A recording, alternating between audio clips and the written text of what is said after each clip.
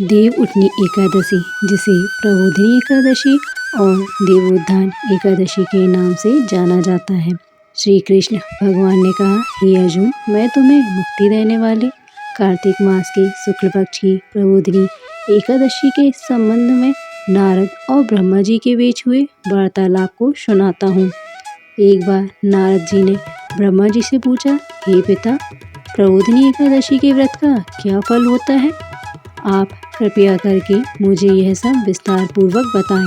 ब्रह्मा जी बोले, हे पुत्र, जिस वस्तु का त्रिलोक में मिलना दुष्कर है, वह वस्तु भी कार्तिक मास के शुक्ल पक्ष की प्रबोधिनी एकादशी के व्रत से मिल जाती है। इस व्रत के प्रभाव से पूर्व जन्म में किए हुए अनेक बुरे कर्म क्षण भर में नष्ट हो जाते हैं।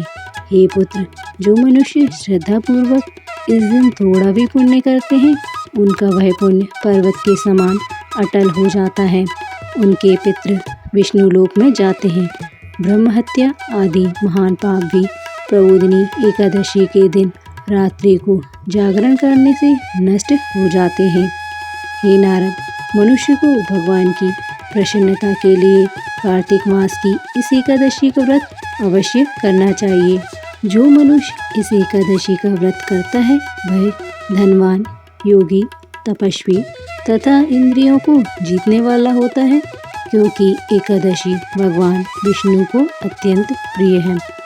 इस एकादशी के दिन जो मनुष्य भगवान की प्राप्ति के लिए दान, तप, होम, यज्ञ आदि करते हैं, उन्हें अक्षय पुण्य मिलता है।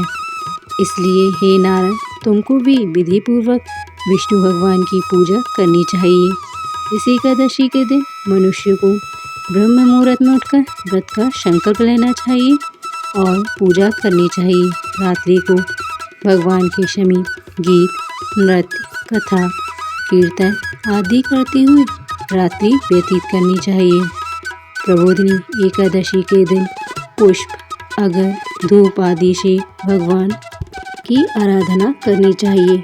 भगवान को अर्घ्य देना चाहिए। इसका फल तीर्थ और दान आदि से करोड़ गुना अधिक होता है।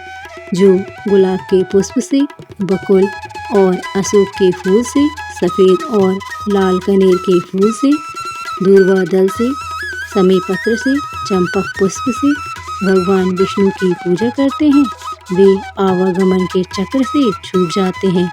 इस प्रकार रात्रि में भगवान की पूजा करके प्रातःकाल स्नान के पश्चात भगवान की प्रार्थना करते हुए गुरु की पूजा करनी चाहिए और सदाचारी व पवित्र ब्राह्मणों को दक्षिणा देकर अपने व्रत को छोड़ना चाहिए। जो मनुष्य चातुर्मास व्रत में किसी वस्तु को त्याग देते हैं, उन्हें इस दिन से पुनः ग्रहण करनी चाहिए।